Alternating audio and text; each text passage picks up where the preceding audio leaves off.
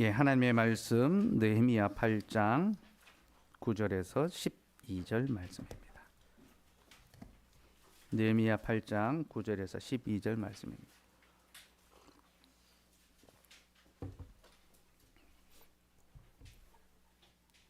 예, 하나님의 말씀을 들으시기 바랍니다.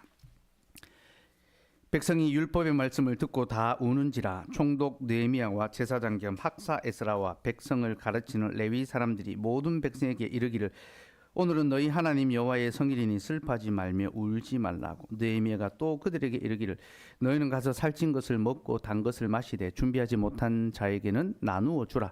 이날은 우리 주의 성일이니 근심하지 말라. 여호와로 인하여 기뻐하는 것이 너희의 힘이니라 하고, 레위 사람들도 모든 백성을 정숙하게 하여 이르기를, 오늘은 성일이니 마땅히 조용하고 근심하지 말라 하니, 모든 백성이 곧 가서 먹고 마시며 나누어 주고 크게 즐거워하니, 이는 그들이 그 읽어 들려준 말을 밝히 알미라. 아멘.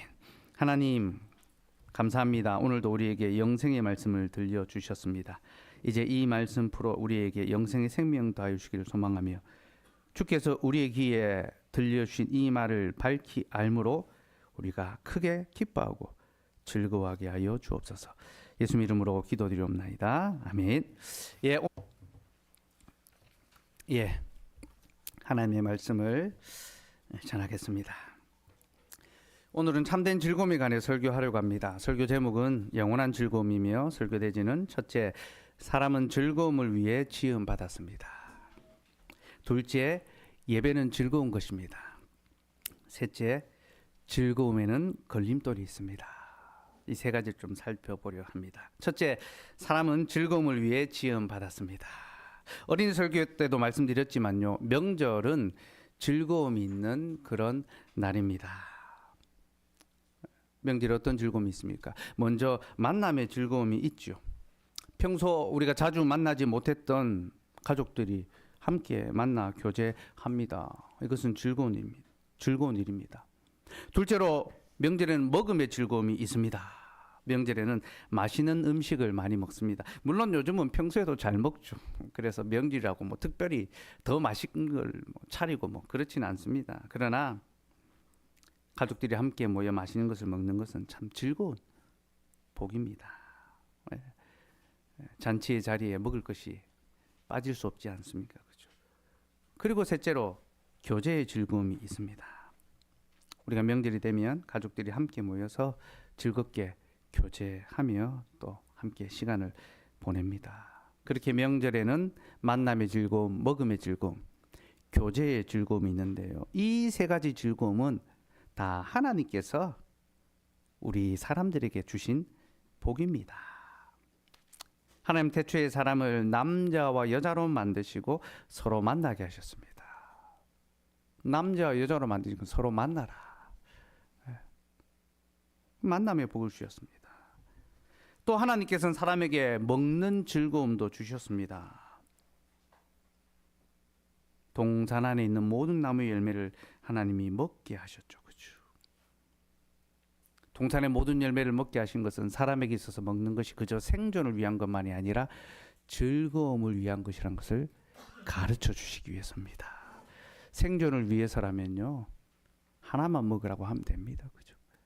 그러나 모든 것을 먹으라고 하시면서 먹는 것이 우리에게 즐거움이란 것을 가르쳐 주십니다. 대신에 선악과는 금하셨죠. 이것이 생존의 법칙입니다.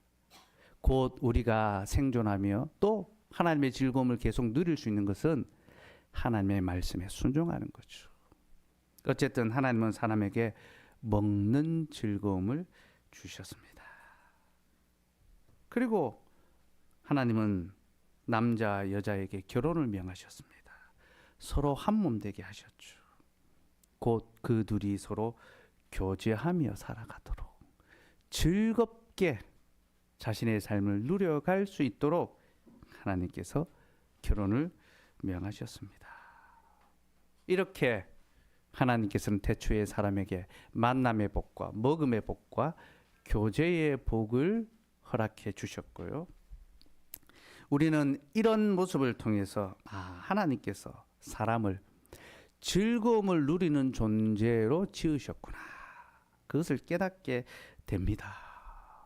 여러분, 즐거움을 누린다는 것, 이것은 사람이 다른 피조물과 결정적으로 구별되는 차이입니다. 여러분, 동물들은 생존을 위하여 살아갑니다. 그들에게 먹는 것과 생육하는 것은 생존을 위한 것이지 즐거움을 위한 것이 아닙니다. 그렇죠. 살기 위해서 먹고 생육합니다. 그렇죠. 하지만 사람은요, 생존만을 위해서 살아가지 않습니다. 생존과 함께 즐거움을 위하여 살아갑니다. 그래서 여러분, 사람이 먹는 것과 마시는 것과 일하는 그 모든 것에서 즐거움을 찾아내려고 하잖아요. 가치를 부여하려고 하잖아요. 그렇죠. 예. 그러니까 요즘 뭐 유튜브에 먹방 이런 거 이런 게 왜 뜹니까? 먹는 게 이렇게 즐겁다, 재밌다라는 걸. 단순히 먹기 위해 사는 것이 아니라 이 먹는 것을 통하여 즐거움을 추구하고 자신이 일하는 곳에 가치를 부여해서 즐겁게 일해 가려고 그렇게 노력합니다. 여러분, 사람이 이렇게 자신의 삶의 모든 것에서 즐거움의 가치를 찾아내려고 하는 것은요, 하나님께서 사람을 그런 존재로 지으셨기 때문입니다. 하나님이 사람을 즐거움을 향해 살아가도록 지으셨기에 모든 사람이 즐거움을 얻기 위해 살아가는 거죠. 그래서 그 즐거움을 조금이라도 더 크게 하려고 어떻게 합니까? 좀 더 벌고, 좀 더 먹고, 좀 더 놀고, 좀 더 가지려고 합니다. 왜 그렇습니까? 사람들은 그러한 삶이 자신을 더 즐겁게, 더 행복하게 만들어준다라고 믿기 때문입니다. 내가 남들보다 좀 더 많이 벌어야지, 좀 더 좋은 것을 먹어야지, 좀 더 좋은 것을 가져야지만 내가 즐겁다, 행복하다, 명품을 추구하고 쫓아가게 되는 거죠. 좋은 것을 먹고 좋은 것을 하고 좋은 것을 가지면 내 인생이 즐거울 것이다, 그렇게 생각합니다. 물론 그런 것들이 주는 즐거움이 있습니다. 맛있는 걸 먹으면 즐겁죠. 내가 원하는 것을 사면 마음이 기쁘고 좋습니다. 그러나 여러분, 그 모든 즐거움은요, 일시적인 것이지 결코 영원한 것이 아닙니다. 먹는 것도 노는 것도 가지는 것도 다 한때 잠시의 즐거움일 따름입니다. 그래서 여러분, 실컷 먹고 나면 어떻게 됩니까? 돌아서면 또 배가 꺼집니다. 그죠? 또 배고파집니다. 재미있게 놀면요, 그게 계속 즐거워야 되는데 어떻습니까? 또 금방 실증이 납니다. 전에는 이게 재미있었는데 지금은 재미가 없는 겁니다. 그래서 더 재밌는, 더 센 자극을 찾게 되죠. 금방 지루해집니다. 내가 갖고 싶었던 것을 사고 나면 마냥 행복하고 기뻐야 되는데 어떻습니까? 그걸 사는 순간 다른 좋은 것들이 눈에 들어오기 시작합니다. 내가 사지 못한, 갖지 못한 다른 것이 눈에 들어오기 시작합니다. 우리가 먹고 누리고 가지는 그 모든 것은 우리에게 결코 영원한 즐거움을 주지 못합니다. 전도서 5장 10절에서 11절 말씀 한번 볼까요?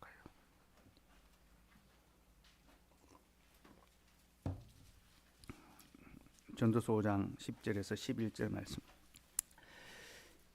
같이 읽읍시다. 시작. 은을 사랑하는 자는 은으로 만족하지 못하고 풍류를 사랑하는 자는 소득으로 만족하지 아니하나니 이것도 헛되도다. 재산이 많아지면 먹는 자들도 많아지나니 그 소유주들은 눈으로 보는 것 외에 무엇이 유익하랴. 은을 사랑하는 자는 은으로 만족하지 못하고 풍류를 사랑하는 자는 소득으로 만족하지 못한다라는 겁니다. 재산이 많아지면 마냥 행복하고 좋을 것 같은데 먹는 자도 많아진다. 세금도 많아지고 지출도 많아진다는 거죠. 그래서 그냥 내가 눈으로 보는 것 외에 더 큰 만족이 없다라는 겁니다. 은행 잔고에 통장에 돈이 많이 쌓이면 그거 보는 즐거움, 그것밖에 없는 거죠.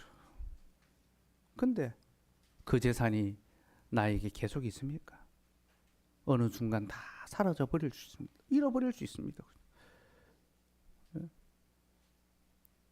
부동산에 투자했는데 부동산이 떨어질 수, 주식에 투자했는데 주식이 반토막이 날 수도 있고, 내 몸의 건강에 문제가 생겨서 내가 모은 것을 다 잃어버릴 수도 있고. 여러분, 은을 모으고 소득을 모으는 것이 우리에게 잠시 즐거움이 될지는 모르지만 그 많은 소유가 결코 우리에게 참된 만족을 줄 수 없습니다. 6장 7절도 한번 볼까요? 6장 7절 같이 읽읍시다. 시작. 사람의 수고는 다 자기의 입을 위함이나 그 식욕은 채울 수 없느니라. 정말 기가 막힌 말이죠. 촌철살인입니다. 제가 몇 번이나 인용했습니다. 사람의 수고는 다 자기의 입을 위함이나 그 식욕은 채울 수 없느니라. 여러분, 이게 진짜 지혜 아닙니까? 그죠? 인간의 모든 수고는 자기의 입의 만족을 위하여 하는 건데 인간의 식욕은 뭐 채울 수가 없습니다. 무엇으로 우리의 입을 다 만족시킬 수 있겠습니까? 그죠? 이게 솔로몬이 정의하는 인생의 실질입니다. 특별히 여러분, 솔로몬은요, 인생이 누릴 수 있는 최고의 즐거움을 맛본 자입니다. 제가 수요일에도 말씀을 드렸습니다. 솔로몬의 세입금이 얼마였다고요? 금 666달란트. 우리가 지난주 성경 읽기표에 역대하 그 부분을 읽었거든요. 솔로몬의 세입금의 무게가 금 666달란트. 그는 1년에 금 666달란트를 세금으로 받았습니다.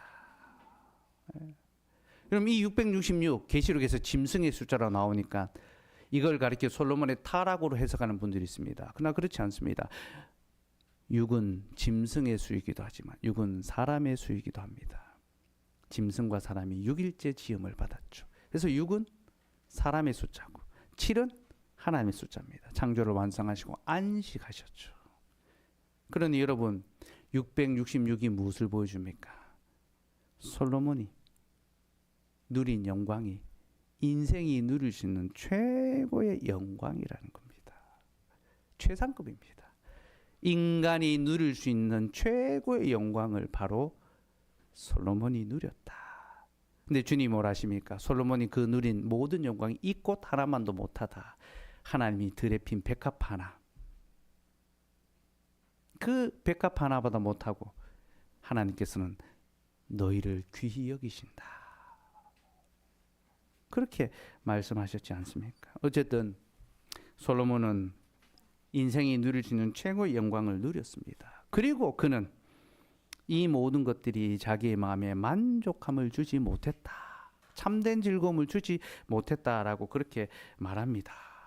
솔로몬이 이렇게 말하니까 하나님, 우리도 좀 누려본 다음에 그렇게 말하고 싶습니다. 그런 생각이 들지 모르겠어요. 저는 옛날에 그랬습니다. 솔로몬처럼 누리고 난 다음에 나도 그렇게 고백하면 안 되나. 근데 나중에 깨달았습니다. 내가 솔로몬처럼 그것을 어리석게 경험하고 고백하는 것이 아니라 솔로몬의 고백을 통하여 미리 깨닫고 고백하는 것이 더 지혜로운 것이구나.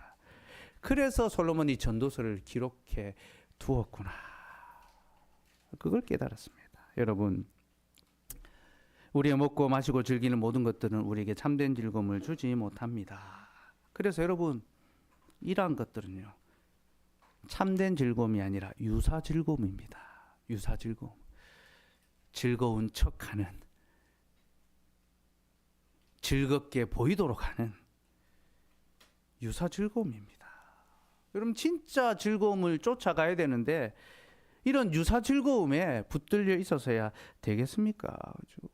근데 여러분, 사람들도요, 세상 사람들도 자신들이 지금 붙잡고 있는 이것이 참된 즐거움이 아니란 걸 알고 있습니다. 그래서 내가 갖고 있는 이 돈이, 어떤 이 물질이, 이 물건이 나에게 영원한 즐거움을 주지 못한다는 것을 그들 스스로도 알고 있습니다. 일시적이라는 것을 다 알고 있습니다. 그런데 여러분, 그럼에도 불구하고 그들은 그것을 포기하지 못합니다. 왜 그렇습니까? 그들은 영원한 즐거움이 무엇인지를 알지 못하기 때문입니다. 진짜 즐거움이 무엇인지를 알지 못하니까 유사 즐거움, 짝퉁 즐거움에 붙들려 살아가는 거죠. 거기에 자기 영혼을 팔고 자기 인생을 다 갈아 넣어서 그것을 즐기려고 하는 겁니다.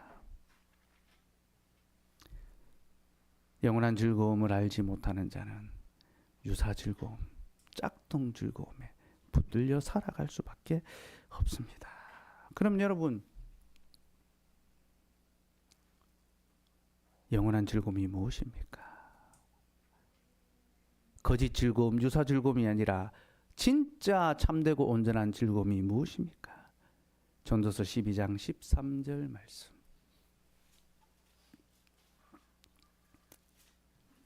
같이 읽읍시다. 시작. 이래 결국을 다 들었으니 하나님을 경외하고 그의 명령들을 지킬지어다. 이것이 모든 사람의 본분이니라. 솔로몬의 결론입니다. 인생의 모든 유사 즐거움을 이야기하고 그것의 헛됨을 고발한 후에 진짜 즐거움이 무엇인지 아느냐?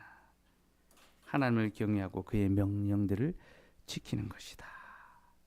곧 하나님을 예배하며 그를 즐거워하는 것이 진정한 즐거움이다. 그렇게 정리하고 있는 거죠. 이 전도서 12장 13절 말씀을 교리문답으로 표현하면 소교리문답 1문답이 됩니다. 우리가 다 잘 알고 있는, 외우고 있는 내용이죠. 문답 한번 해볼까요? 사람의 제일된 목적이 무엇입니까? 사람의 제일된 목적은 하나님을 영화롭게 하며 그를 영원토록 즐거워하는 것입니다. 사랑하는 여러분, 사람의 제일된 목적은 하나님을 영화롭게 하며 그를 영원토록 즐거워하는 것입니다. 여러분, 이 고백은요, 하나님이 우리에게 잠시의 즐거움이 아니라 영원한 즐거움을 주기를 원하신다는 것을 보여줍니다. 왜 그렇습니까? 오직 하나님만이 영원하시고 선하시기 때문에, 모든 좋은 것이 하나님께로부터 말미암아 주어지기 때문에 우리가 그 영원하신 하나님, 그 선하신 하나님을 예배할 때에 비로소 우리의 즐거움이 영원할 수 있다라는 거죠. 사랑하는 여러분, 우리 하나님께서는 우리가 잠시의 즐거움, 진짜 즐거움이 아닌 유사 즐거움에 빠져 우리의 삶이 허비되지 않도록 우리에게 영원한 즐거움을 가르쳐 주시고 그 영원한 즐거움을 누리게 하시기 위하여 우리에게 자신을 예배할 수 있게 해 주시고 우리를 예배의 삶으로 불러주십니다. 그래서 여러분, 예배는요, 의무 이전의 즐거움입니다. 우리는 하나님께 마땅히 예배해야 되지만 그것은 즐거움입니다.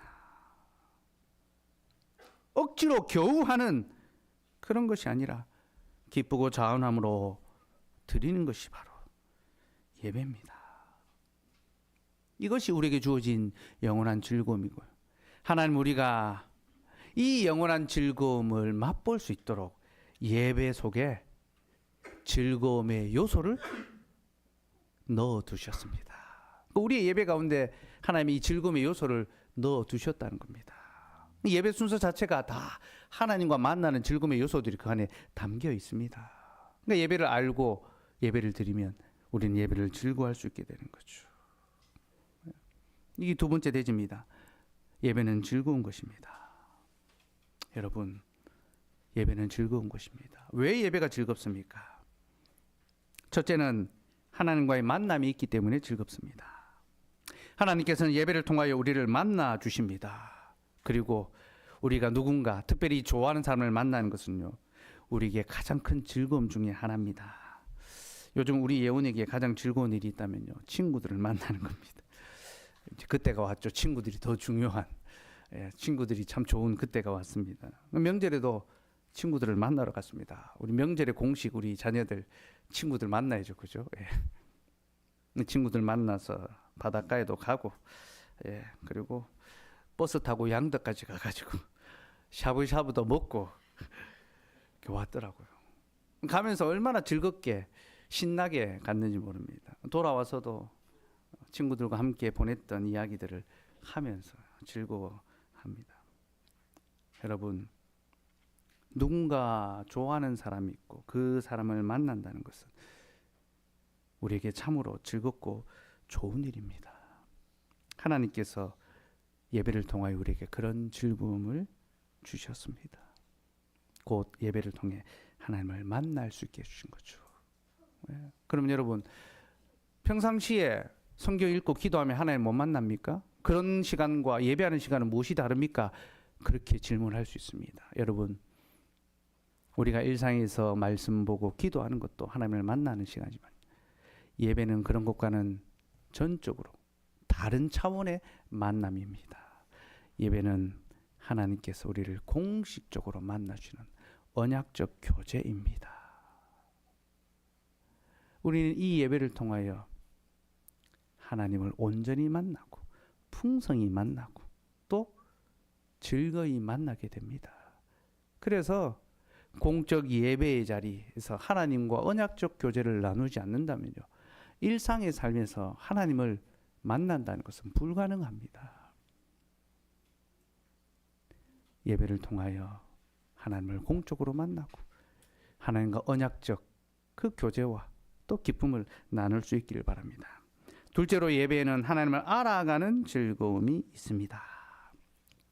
하나님을 만난다는 것은 하나님을 알아가는 것이고 또 하나님을 알아가는 것은 우리에게 즐거움의 거리가 됩니다. 여러분, 사람이 사람을 알아가는 것은 즐겁고 좋은 일이지 않습니까? 그죠? 우리 젊은 청춘 남녀들이 서로를 알아가려고 할 때, 요즘 이걸 썸이라고 하죠. 그죠? 썸을 타려고 할 때 어떻게 합니까? 즐겁고 좋습니다. 누군가를 아는 것, 가까이 가는 것, 즐겁고 좋은 일이죠. 그죠? 근데 여러분, 사람이 사람을 알아가려면요, 꼭 필요한 것이 있습니다. 두 가지가 있습니다. 바로 대화와 식사입니다. 우리가 누군가를 알려면 그 사람과 대화해야 하며 또 그 사람과 같이 식사해야 합니다.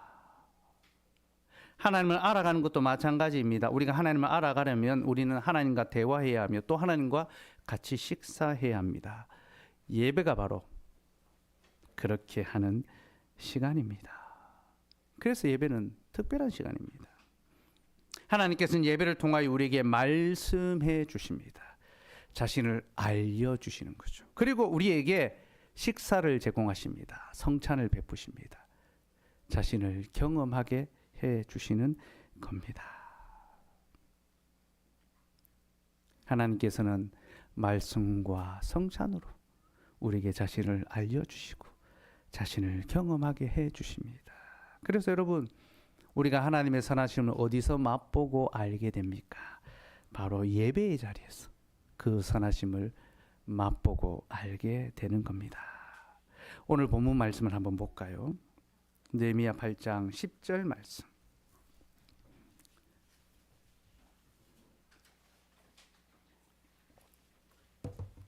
10절 같이 읽읍시다. 시작.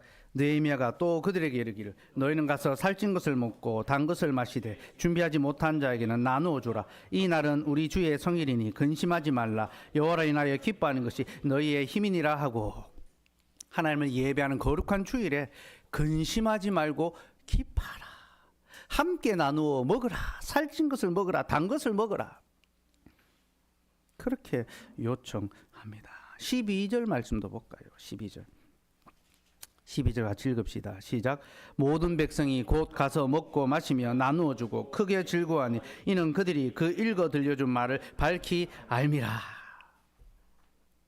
서로 나누어 먹고 기쁨을 누렸는데 그 이유는 그들이 그 들은 말씀을 밝히 깨달아 알았기 때문이죠. 곧 하나님의 말씀을 듣고 깨달음으로 즐거워하고 하나님과 함께 먹고 마심으로 즐거워하고 그것을 서로 나눔으로 그 기쁨을 더 풍성하게 한다는 겁니다. 이렇게 예배는요, 하나님을 알아가는 기쁨, 즐거움이 있습니다. 그럼 여러분, 하나님을 알아간다는 것이 구체적으로 무엇을 가리킬까요?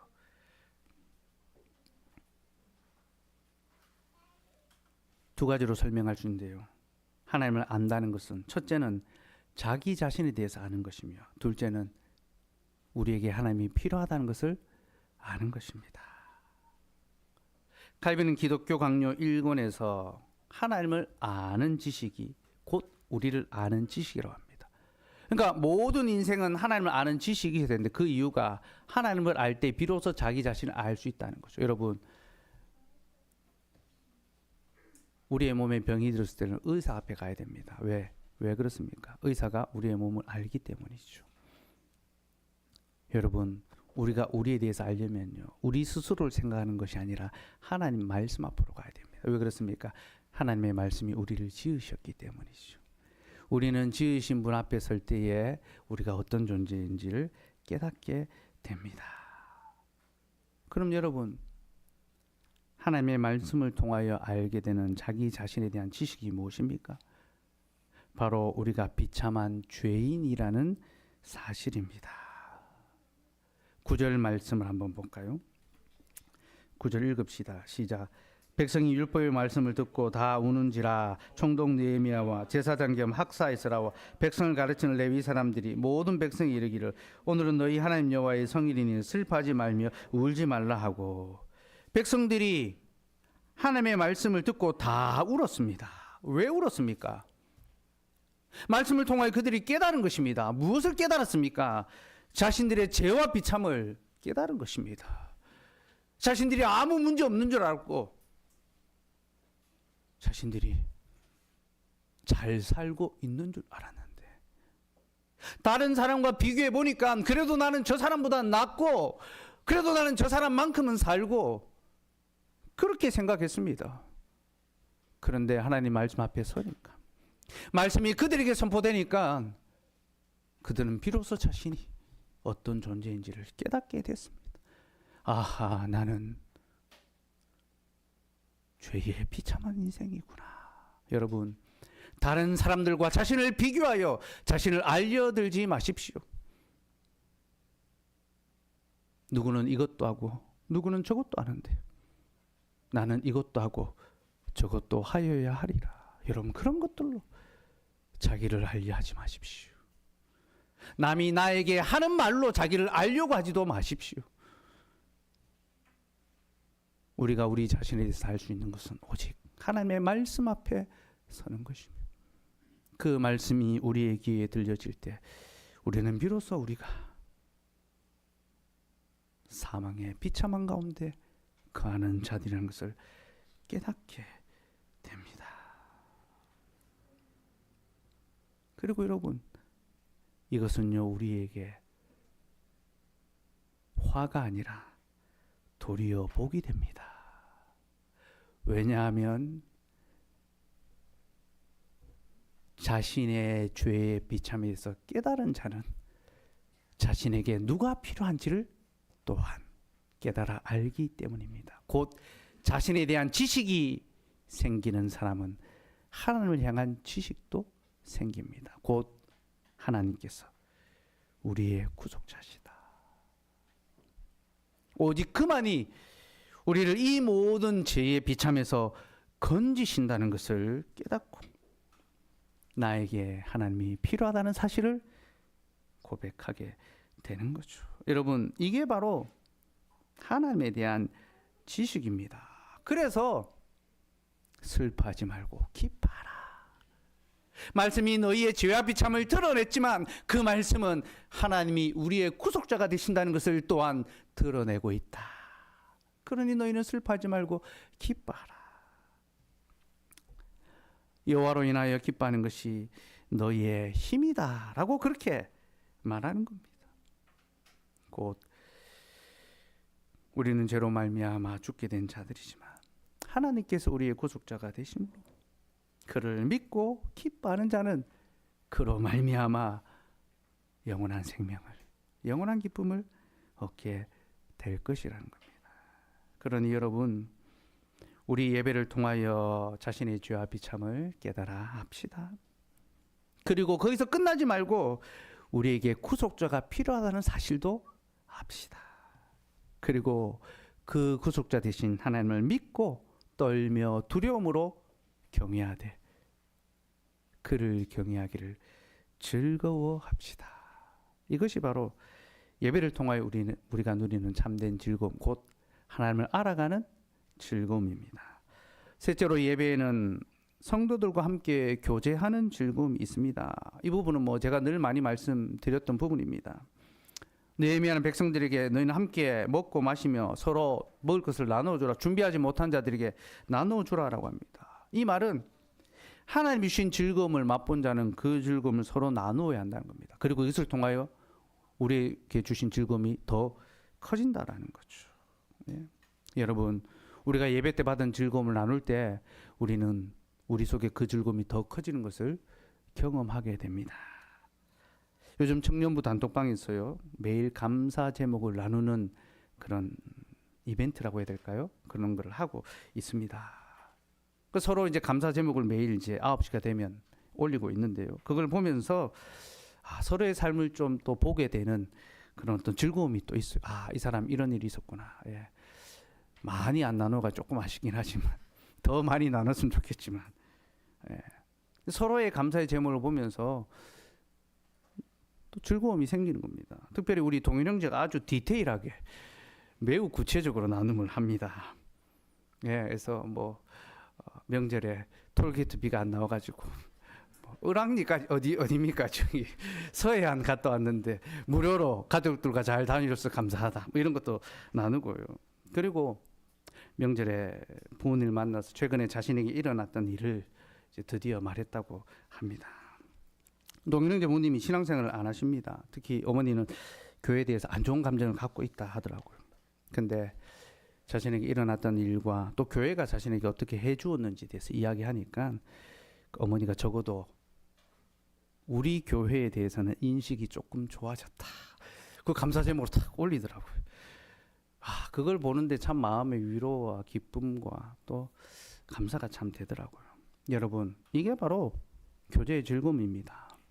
우리가 서로의 아픔을 함께 보듬으로써 위로하고 또 서로의 기쁨을 함께 나눔으로써 더 즐거워하는 것. 이것이 예배를 통해 우리가 누리는 즐거움이죠. 저는 이 즐거움이 몇몇 성도들만의 것이 아니라 우리 모두의 것이 되기를 소망합니다. 그리고 이것을 위하여 우리가 다 함께 서로의 즐거움을 나누고 또 교제하기를 또 즐거이 또 기쁘게 또 감당해 갈 수 있기를 소망합니다. 근데 여러분, 한 가지 문제가 있습니다. 우리가 하나님을 아는, 하나님을 예배하는 이 즐거움을 누려가야 하는데요. 이 즐거움에는 걸림돌도 있다는 겁니다. 세 번째 대지입니다.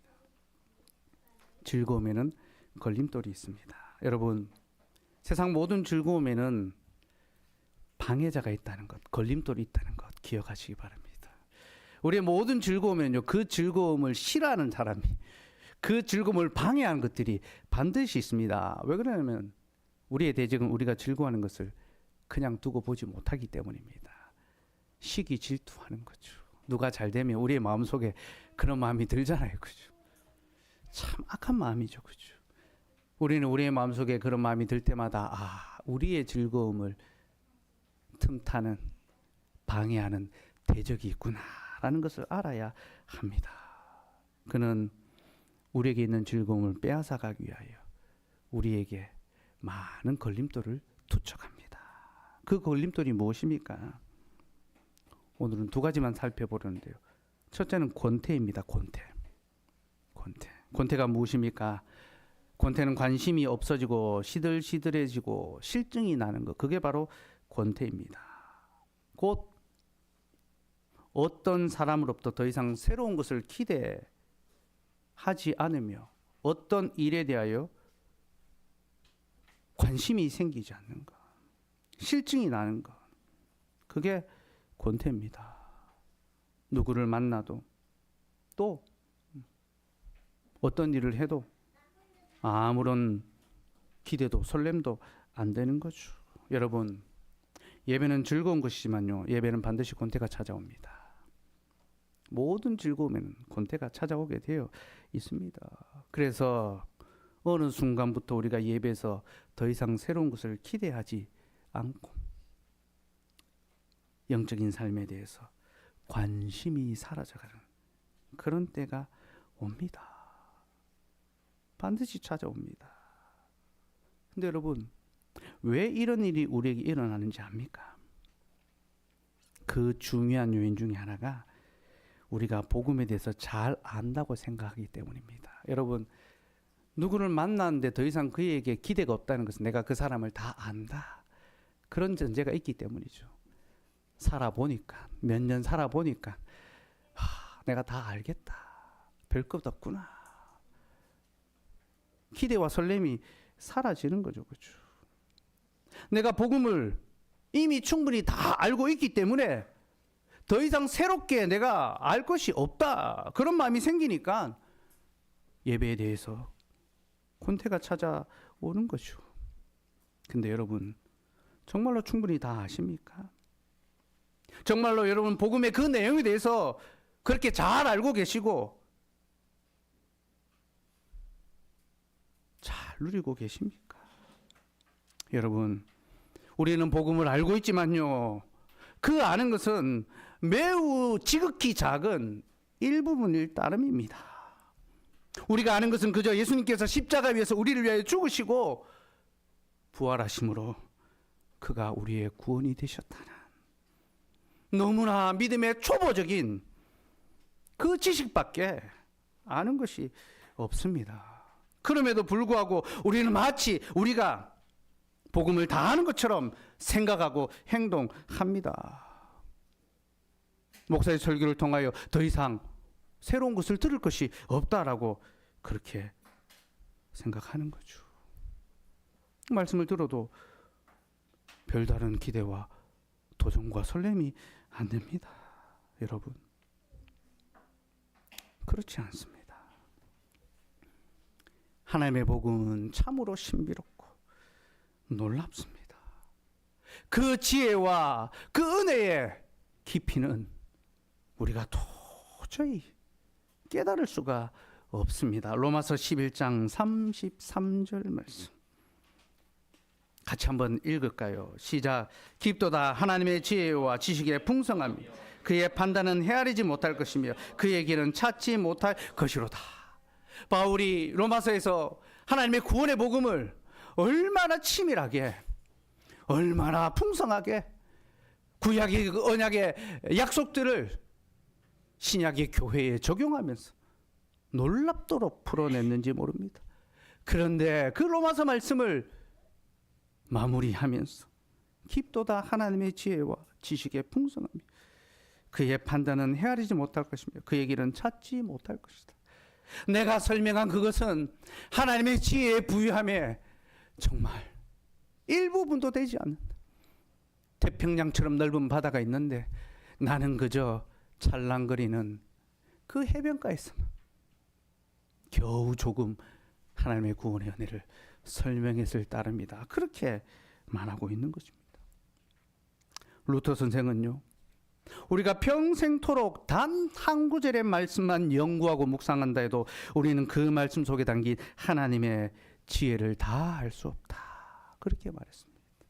여러분, 하나님의 말씀이 그렇게 쉽게 보이십니까? 그렇게 간단해 보이십니까? 그렇게 별것 아닌 것처럼 느껴지십니까? 아닙니다, 여러분. 신구약 66권 그 모든 말씀을 통하여 우리에게 증가하시는 예수 그리스도의 구속의 복음을 여러분들이 들으셔야 되고 찾으셔야 됩니다. 목사인 저도 성경을 읽을 때마다 내가 알지 못했던 새로운 것을 그때마다 깨닫게 됩니다. 예원이하고 성경을 읽으면서 한 번씩 본문 이야기를 해줍니다. 설명합니다. 그럼 예원이가 아빠는 어떻게 그런 것까지 아냐고. 제가 아빠는 목사니까 알고, 아빠는 그래서 성경을 가르치고 설교하는 직분을 감당하고 있다고. 근데 제 속에요, 하나님, 제가 몰랐던 것을 또 가르쳐 주시네요. 그 성경을 읽으면서 설명하면서 또 새롭게 깨우치시고 가르쳐 주시더라고요. 그래서 말씀 앞에 다시 겸손하게 서게 하십니다. 여러분, 하나님의 말씀은 살아 있습니다. 살아 있음의 특징이 무엇입니까? 날마다 새로운 것입니다. 대할 때마다 새로워지는 것입니다. 여러분, 그러니 주의 말씀을 듣는 것을 더욱 즐거워하시면 좋겠습니다. 저하고 만나서 한 7년 설교 듣고 나니까, 한 몇 년 설교 듣고 나니까 이제 그 성경 해석이 별로 그렇게 신선하지 않게 다가오고 그 말씀이 그렇게 놀랍지 않게 느껴지십니까? 그렇지 않습니다.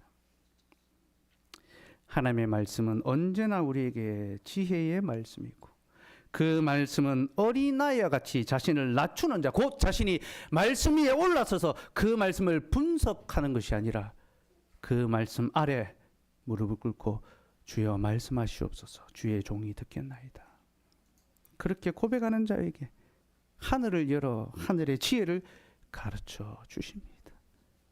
이것은 목사에게도 요구되는 자세입니다. 아니, 목사들이 가장 이런 위험에 빠지기 쉽습니다. 내가 설교를 해야지, 내가 가르쳐야지, 마치 자신이 말씀 위에서 말씀을 분석하고 쪼개는 것처럼. 그렇지 않습니다. 목사는 말씀 아래에 서서 그 말씀으로 자기의 삶이 쪼개어져야 됩니다. 그 말씀으로 자기의 영혼이 회부되어야 됩니다. 그리고 그 받은 말씀으로 성도들에게 하나님의 지혜의 말씀을 증거해야 하며, 그 말씀은 우리에게 권태의 말씀이 아니라 항상 살아있는 생명의 말씀으로 우리에게 다가올 것입니다. 두 번째 걸림은 다른 즐거움입니다. 여러분, 우리가 하나님을 인하여 즐거워하지 못하는 것은 우리에게 다른 즐거움이 있기 때문입니다. 이것은 권태가 조금 더 발전한, 한 걸음 더 나아간 것입니다. 여러분, 사람이 권태에 빠지면 반드시 나타나는 특징이 있습니다. 다른 즐거움을 찾게 되어 있습니다. 자꾸 다른 여자, 다른 남자가 눈에 들어오기 시작하는 겁니다. 왜 그렇습니까? 하나님이 사람을 즐거움을 향하도록 지으셨기 때문에 권태에 빠진 사람은 반드시 다른 즐거움을 찾게 되어 있습니다. 그래서 믿음의 권태에 빠진 사람은 세상의 즐거움을 찾아갑니다. 그래서 여러분, 칼빈 선생은요, 이렇게 말합니다. 우리가 하나님을 즐거워하기 위해서는 하나님이 선하시다는 것을 아는 것만으로는 충분하지 않다. 우리가 하나님을 즐거워하려면 그가 선하시다는 것을 아는 것과 함께 그 외에 우리에게 다른 즐거움이 없다는 사실 또한 알아야 한다. 곧 오직 하나님만을 자신의 온전한 행복의 토대로 삼아야 하며, 그렇지 않을 때 우리는 결코 참된 마음으로 하나님을 즐거워할 수 없다. 그렇게 권면합니다. 그렇습니다, 여러분. 우리가 오직 하나님만을 우리의 온전한 행복의 토대로 삼지 않는다면 우리는 결코 하나님을 인하여 즐거워할 수 없습니다. 그러니 지금 여러분의 행복의 토대가 무엇인지를 살펴보시기 바랍니다. 지금 여러분들을 즐겁게 하는 것이 무엇입니까? 혹 경제적인 안정입니까? 사회적인 지위입니까? 세상의 즐거움입니까? 만약 그런 것들을 우리 행복의 원천으로 삼는다면 우리는 결코 하나님을 인하여 즐거워할 수 없을 것입니다. 사랑하는 여러분, 우리 오직 하나님만을 우리의 행복의 원천으로 삼읍시다.